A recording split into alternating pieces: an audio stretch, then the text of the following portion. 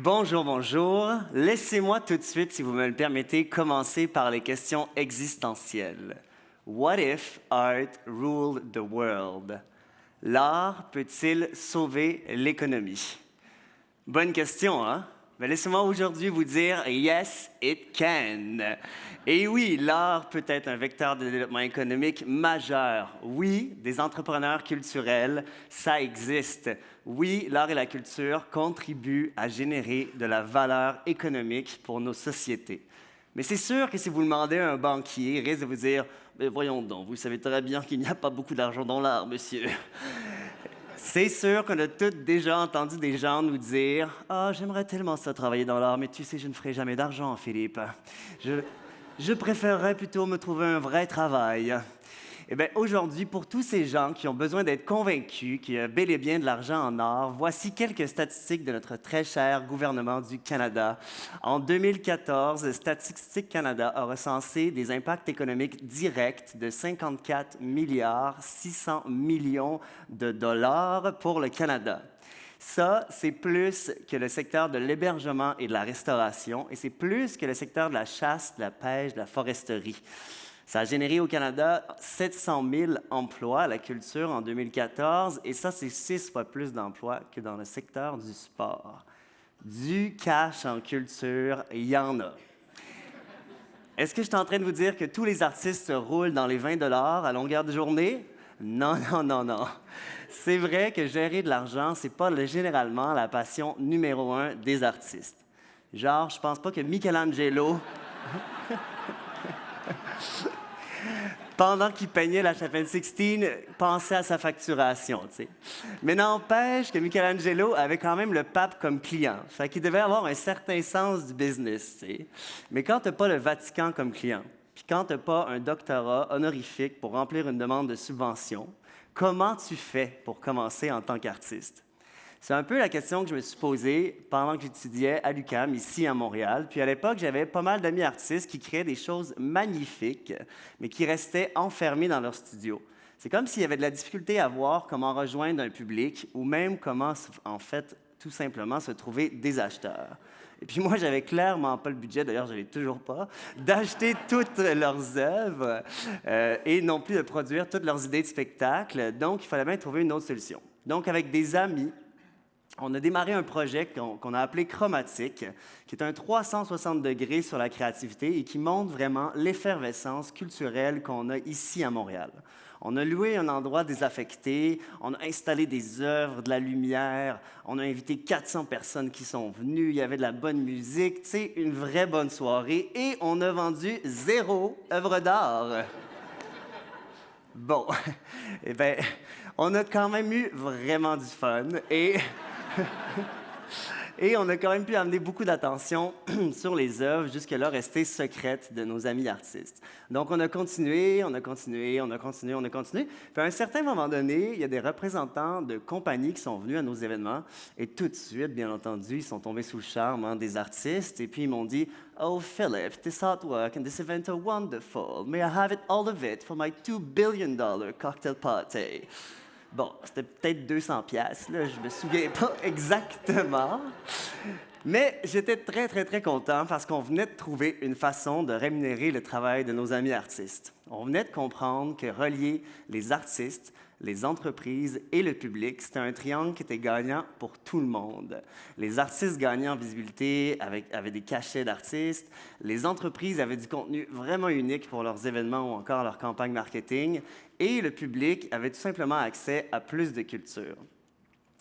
Donc, on a réalisé aussi assez rapidement que si on voulait continuer à produire Chromatique, bien, il faudrait bien qu'on se trouve une façon de se financer à l'année.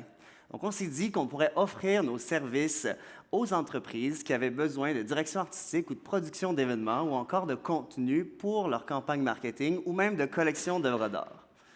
Donc, 7 ans plus tard, avec cette offre de services, on a aidé 750 artistes à diffuser leurs travaux dans plus de 11 villes, avec 150 projets et 375 clients et partenaires.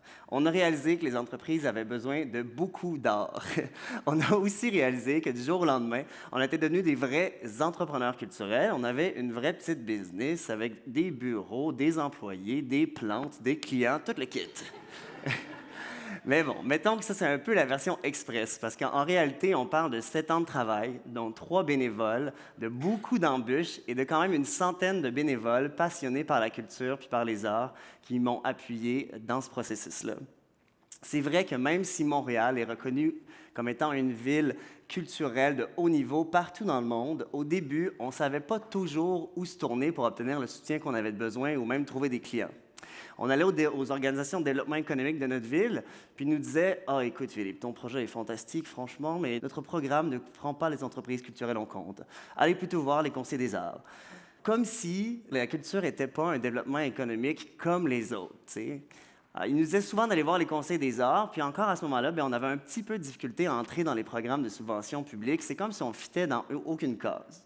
Donc, à un moment donné, je l'avoue, ça m'est arrivé d'être un petit peu jaloux de mes amis qui avaient démarré des startups en tech. Tu sais, il y avait des émissions de télé, des anges investisseurs, des programmes spéciaux, des hubs, des espaces de coworking. Ils ont même une région en Californie, toi, chose. Il y a quand même de quoi être jaloux, là. J'ai fini par me demander si ça existait, un Silicon Valley de la culture. En tout cas, je ne sais pas si ça existe, mais si on avait à en faire un au Canada, clairement, Montréal serait une ville championne pour l'avoir.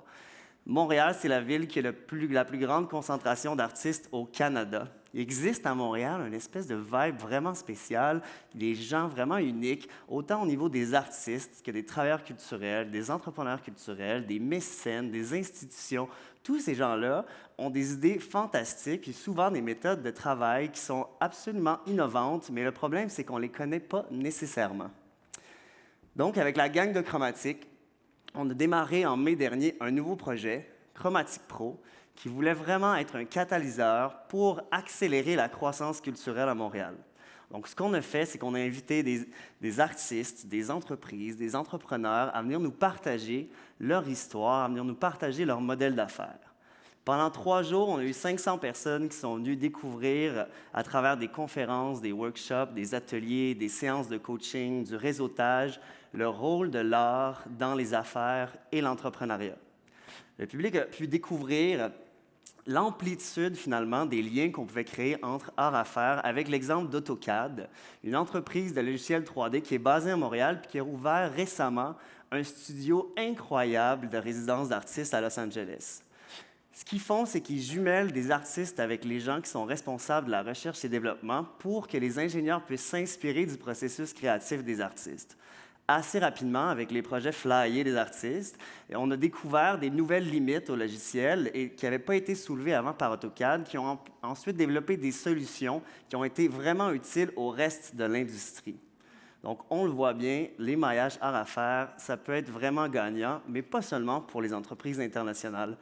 On a aussi voulu montrer avec Chromatique Pro qu'il était tout à fait possible pour un artiste de créer lui-même de la valeur économique avec son propre art. Puis quoi de mieux qu'Internet comme outil pour le faire? On a invité Station 16, une galerie montréalaise bien connue sur Internet, à venir nous raconter comment il avait réussi à exporter le travail d'une panoplie d'artistes aux 4 coins du globe. Eh bien, l'histoire de Station 16, c'est un artiste qui voulait imprimer ses œuvres et qui a rencontré un propriétaire d'une usine d'impression. Et puis, ensemble, ils ont trouvé le moyen de monter un réseau de distribution. Et puis, 1 million de hashtags plus tard, les voilà avec une communauté de 28 000 personnes qui achètent religieusement des œuvres d'art de street art de nos artistes montréalais. Mais les impacts de la culture, ça ne s'arrête pas nécessairement au domaine propre de la culture. Des fois, ça se répercute aussi sur des choses aussi variées que l'immobilier. Si on prend par exemple le Myland à Montréal, qui est un endroit qui, il y a quelques années, a attiré beaucoup les artistes pour, en fait, les coûts qui étaient plutôt bas, donc des lieux parfaits pour faire des studios de création. Au fur et à mesure que les artistes s'installaient, il y avait des cafés qui ouvraient, ça allait amener des petites boutiques, ça allait amener des entrepreneurs à s'installer là-bas. Aujourd'hui, il y a des multinationales dans ce quartier-là. Et clairement, la valeur économique immobilière du secteur est vraiment à la hausse. Aujourd'hui, notre défi, si on veut continuer à que les artistes développent la valeur de nos quartiers, c'est de se doter de mécanismes qui font en sorte que, justement, ils peuvent continuer à se permettre des espaces de travail abordables pour rester dans nos quartiers et pas faire un exode hors des centres-villes. Bref, avec Chromatic Pro, on a vraiment voulu démontrer qu'il existait mille et une façons de générer de la valeur économique en mélangeant art et affaires, puis qu'on n'avait pas nécessairement besoin d'être un mécène pour avoir un impact sur la communauté artistique locale. On a aussi voulu faire en sorte de rassembler tout le monde pour qu'ensemble, on puisse le créer, le Silicon Valley de la culture, ici, à Montréal. Mais là, bon, vous allez vous dire, OK, ce gars-là, ça fait 10 minutes qu'il nous parle de l'art qui va sauver l'économie. Euh, Aujourd'hui, j'aimerais ça vous dire aussi exactement le contraire. Il existe des moments où l'art ne participe aucunement au développement économique et c'est parfait comme ça. Le rôle des fois de l'art, ça ne se calcule pas toujours en dollars ou en retombées économiques directes. Des fois, véhiculer des idées, c'est ça le rôle principal de l'art. Et puis, avec les élections américaines de cette semaine, on peut dire que les artistes ont pas mal de travail sur la planche. Et puis finalement, cette capacité-là de réflexion des artistes, c'est vraiment quelque chose qui est fondamental pour nos sociétés. Et c'est pour ça que c'est extrêmement important que nos conseils des arts et nos appareils de soutien public de la culture soient encouragés et bonifiés à chaque année. Mais bon, reste qu'un conseil des arts, ça ne peut pas tout faire et que c'est pour ça qu'avec Massivart, depuis 7 ans, on essaye de diversifier les revenus des artistes en créant des ponts entre eux et les entreprises et les marques. C'est après 7 ans de recherche extrêmement non scientifique, je peux vous affirmer que les artistes et les chefs d'entreprise ne parlent pas toujours le même langage, mais pourtant, ils sont extrêmement complémentaires. Tu sais, aujourd'hui, pour rester compétitif sur le marché international, il faut innover, il faut être créatif, il faut briser le statu quo, toutes des choses que les artistes font au quotidien. Aussi, aujourd'hui, on vit dans un monde où on est assailli de contenu. Les marques ont besoin de contenu plus que jamais, des photos, des vidéos, de la musique, toutes des choses qui sont produites par les artistes. On voit bien, il existe toujours un lieu où l'artiste est capable de garder son intégrité artistique et que la compagnie atteint ses objectifs commerciaux. C'est le cas ici, d'ailleurs, d'un projet qu'on a fait pour le restaurant de l'Hôtel W à Montréal, le restaurant Eat, où des artistes ont été invités à créer absolument librement des œuvres qui, aujourd'hui, participent vraiment au succès du restaurant.